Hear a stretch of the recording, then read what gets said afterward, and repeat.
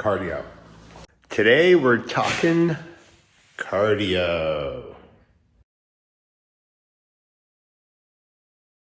So on the cardio side of things, it's pretty easy. There's only 3 rules to keep in mind. Number 1, steady state. That means zone 2, sometimes zone 3. It should feel pretty easy. Number 2, duration. Time is the key here, not distance. So you want to be able to go for 60 minutes to 120 minutes. If you're short on time, 30 minutes, get what you can. Number 3, sport specific. That means focus on the muscles you are going to be using during your sport, whether it's hiking or mountaineering or climbing. So I'm going to give you a few examples today of things we could do that are sport specific training. Enjoy. Walking. Love walking. You cannot beat walking. Always pick up your pace to get your heart rate in the right zone, or what I like to do is throw on a backpack and just go for a walk. Walking with a backpack.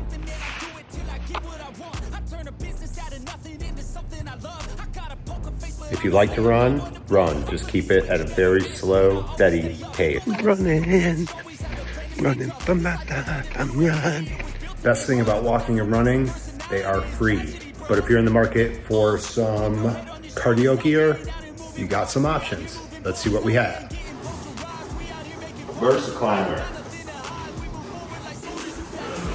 It's like you're climbing. Versa climber. This is the Soul Climber. For the most part, it works pretty well. I would say the only downsides on this is I don't love the travel length. I wish this thing went a little higher and lower to make it a little bit harder. These Versa climbers are definitely effective. I definitely recommend looking into it. I think this model is actually discontinued, or you can just get the Versa climber, but those are expensive. Salt bike. So got a love-hate with this. Loud. But the faster you go, the more breeze you get, which is nice when it's trying to kill you. If you like pain, if you like to suffer, definitely get an assault bike. You can vary your speeds. You can go as fast or as slow as you want. Obviously, the faster you go, the more wind resistance there is, so the harder it's going to be. I don't know if I'd want to do like an hour on it. I guess you could. If you want to definitely work on that HIIT training and your VO2 max, this is definitely the way to go. Cool things about the assault bike is it's pretty bomber. Just take care of it, oil it occasionally, replace the batteries on the monitor. This thing is good to go for a long time. There's not a lot of electronics going on. Just movable parts, which I like. This thing's definitely a tank. Cardio. Elliptical. What I like about this is it simulates climbing uphill a little bit more than your standard ellipticals. A little more up and down, less ellipticaling. It's a technical term.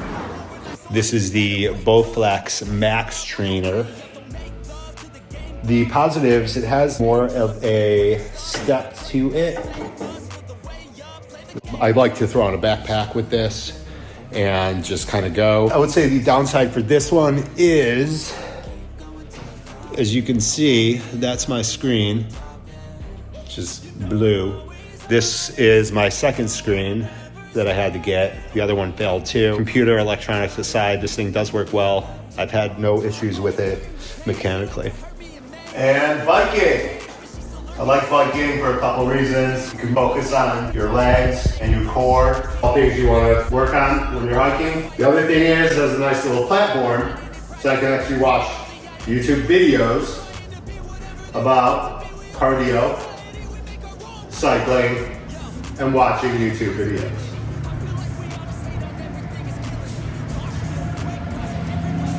So if you're in the market for a bike, My recommendations would be to get a heavy flywheel. The heavier, the better. So you can definitely adjust that resistance to your liking. You can do it for a long period of time. You get to sit down, you have a nice little screen. In terms of the screen, my preference might be different than yours, but I like the plainer the better. I don't even need a screen really. I just need to know resistance and time. I don't need a movie screen. I usually just put my tablet or my phone there and watch what I want to watch anyway. Save your money, don't get an expensive screen. That's where a lot of the price goes for the bikes. Only downside with the bike I have, sitting down for dudes for long periods of time does get uncomfortable, even with a cushion. Anything like, approaching an hour is definitely pushing it for the undercarriage, if you know what I mean. So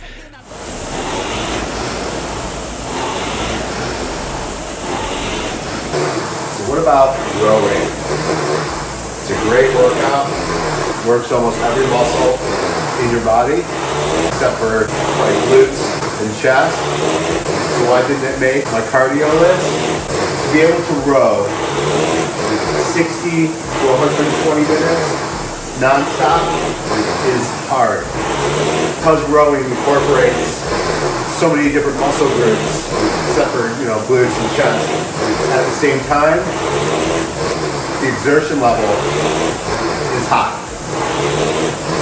So if you can stay in a zone 2, zone 3 while rowing for an hour or two, go for it. Most people cannot. Cardio.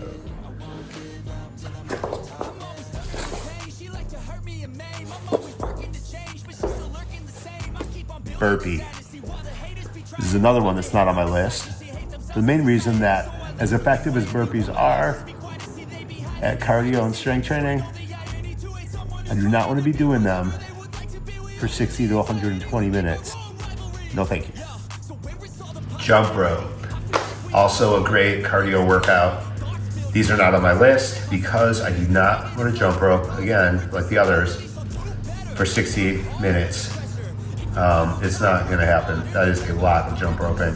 Definitely if you are spending a lot of time doing gym or trad climbing, this would definitely be one of my go-tos for cardio training, just because this is, as odd as it sounds, sport specific, because you're working your grip, your forearms, your shoulders while you're getting cardio at the same time. So definitely if you're hitting that gym a lot or doing your bouldering or trad climbing, I definitely recommend jump rope. And also if you are a dirtbag, takes up no room in the van. Cardio.